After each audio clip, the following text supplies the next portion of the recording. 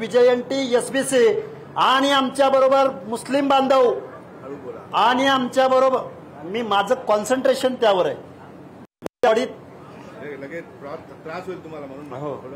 तर आम्ही या प्रश्नाचं उत्तर येणारा का देईल. लक्ष्मण हाके प्रत्येक प्रश्नाचा प्रतिवाद करायला तयार आहे. आता भुजबळांना टार्गेट करायचा प्रयत्न करू नका. जरांगे साहेब, तुम्ही मुंडे बंधू भगिनींना टार्गेट करायचा प्रयत्न करू नका.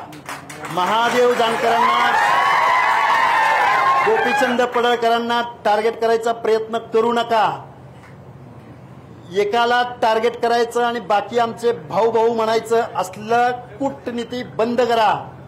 हा लक्ष्मण हाके जरांगे तुमच्या प्रत्येक प्रश्नाला विथ लॉजिक उत्तर देणार आणि तुमचा प्रत्येक गोष्टीला तयार असेल इथून पुढे. ते म्हटले मी जर मुख्यमंत्री असले तर सगळे प्रश्न सोडवले. मग आत्ताचे तुमचेच मुख्यमंत्री आहेत ना.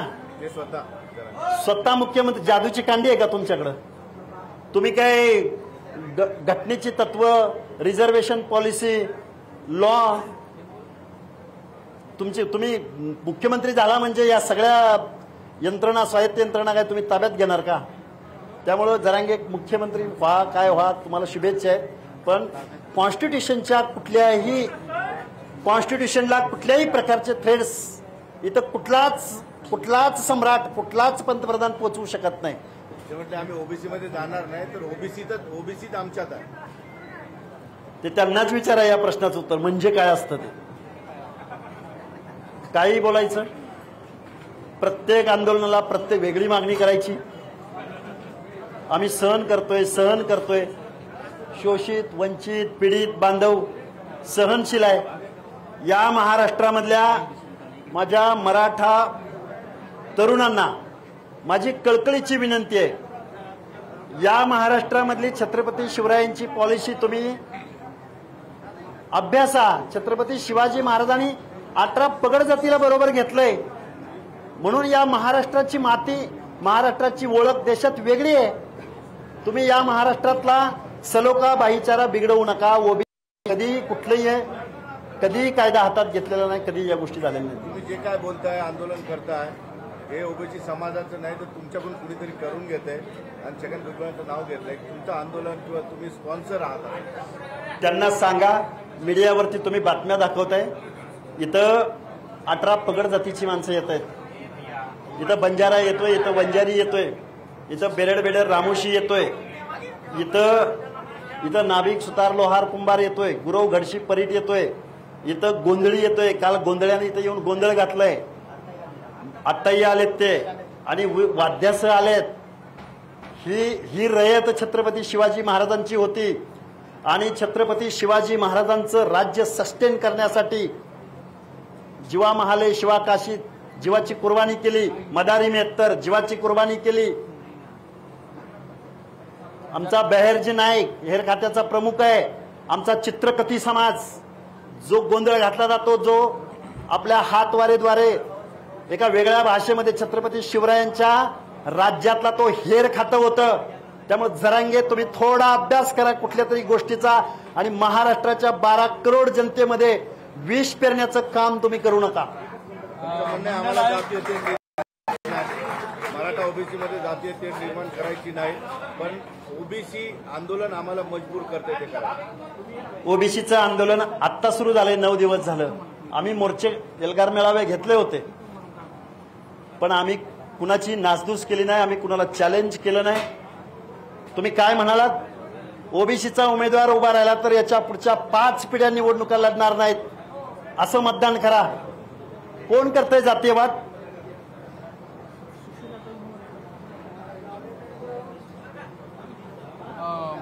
मंडल आयोग चॅलेंज होऊ शकतो असा पुनरुच्चार त्यांनी केला. मंडल आयोग चॅलेंज करायला, अरे महाराष्ट्राची बात सोडून दे. तुला नॉर्थ आहे, साऊथ आहे. नॉर्थ साऊथ मधल्या लोकांना अजून महाराष्ट्रात काय सुरू आहे माहिती नाही. मंडल आयोग चॅलेंज होणं एवढं सोपं वाटतं का. देशाचा पंतप्रधान राहील का जाग्यावर. जरांगे दलित आणि मुस्लिम समाजाला एकत्रित घेऊन मोठ बांधण्याची भाषा करत आहेत. दलित आणि मुस्लिमांना बरोबर घेऊन जरांगे साहेब आत्ताच झालेल्या लोकसभेमध्ये तुम्हाला मुसलमानाची मतं चालली, पण तुम्हाला जलील चालले नाहीत.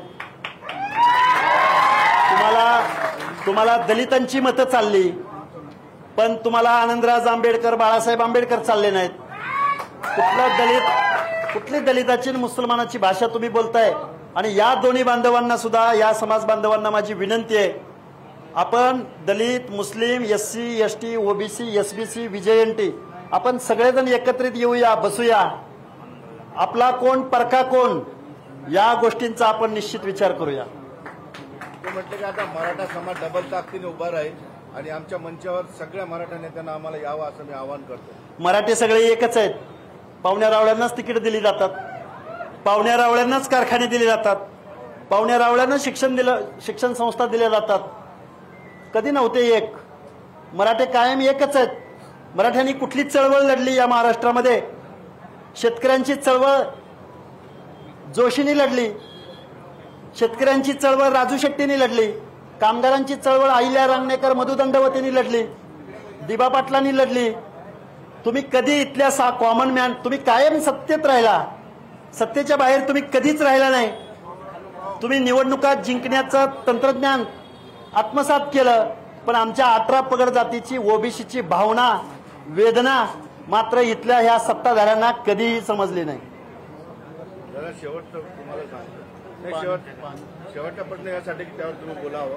तुम्ही दोघं आरोप प्रत्यारोप करता एकमेकांवरती, काळाची गरज आहे किंवा तुम्हाला बोलावं लागेल, पण तुमच्या बोलण्यामुळे दोन्ही समाजामध्ये ग्रामीण भागापर्यंत तेढ निर्माण होणे याचं सुद्धा आवाहन करणार. आम्ही आमची भूमिका मांडतोय. आम्ही तेढ निर्माण करत नाही, तर आम्ही ओबीसीच्या मनामध्ये विश्वास निर्माण करतोय.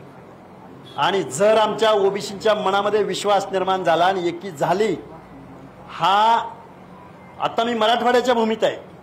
काही लोक म्हणतात की जालना, परभणी, बीडमध्ये ओबीसी जास्त आहे, पण मी जबाबदारीने सांगतो की पश्चिम महाराष्ट्रामध्ये याच्यात बरोबरीनं ओबीसी आहे. पश्चिम महाराष्ट्रातला जर ओबीसी VJNT जर एक झाला आणि जागा झाला, तर जरांगे राजकारण नावाची गोष्ट तुम्ही विसरून जा.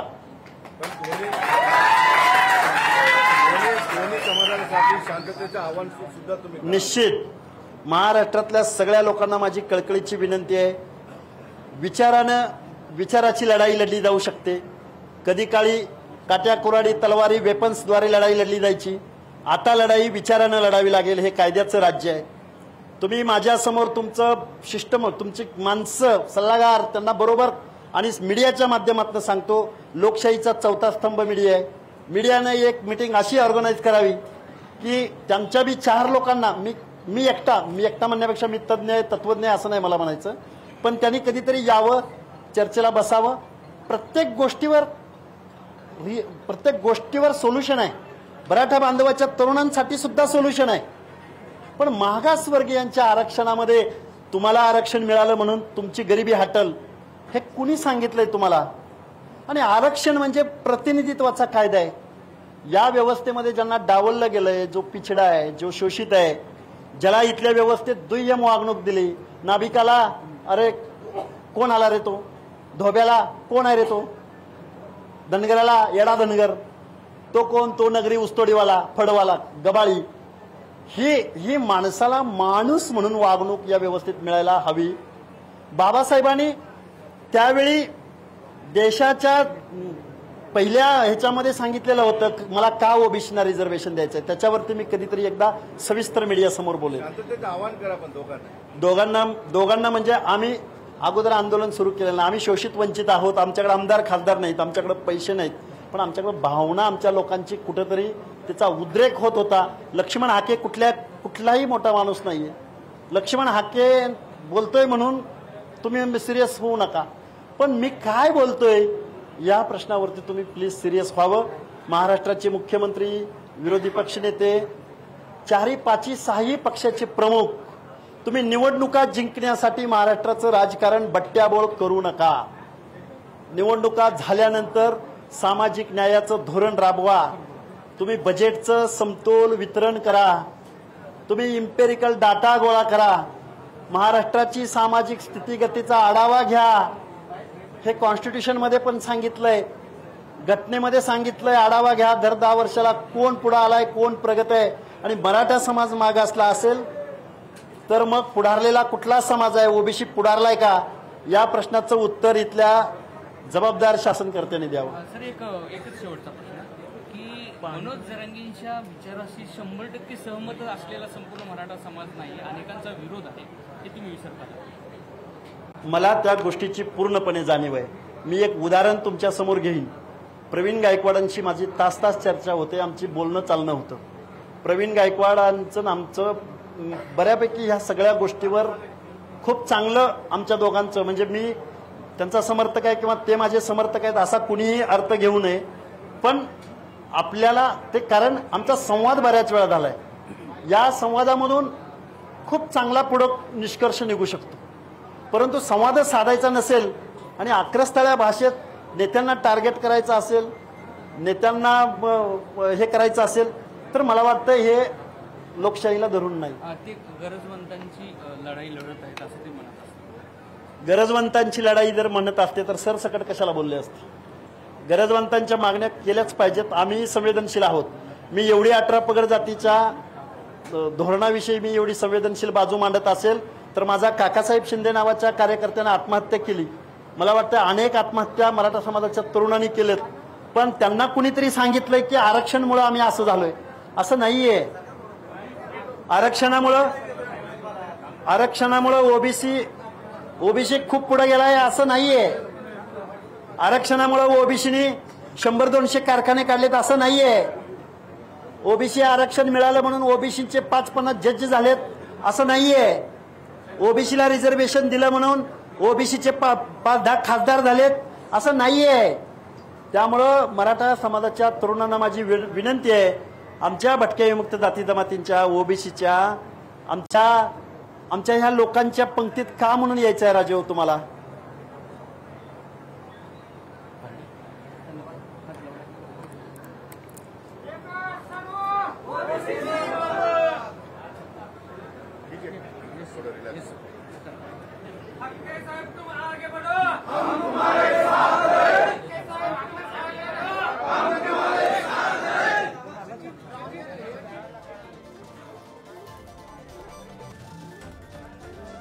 लक्ष्मण हाके यांची ही पत्रकार परिषद सुरू होती, तर त्याच वेळेला दुसरीकडे मनोज जरांगे पाटील यांची सुद्धा पत्रकार परिषद सुरू आहे. एकमेकांवरती आरोप प्रत्यारोप सध्या सुरू असलेले दिसतात.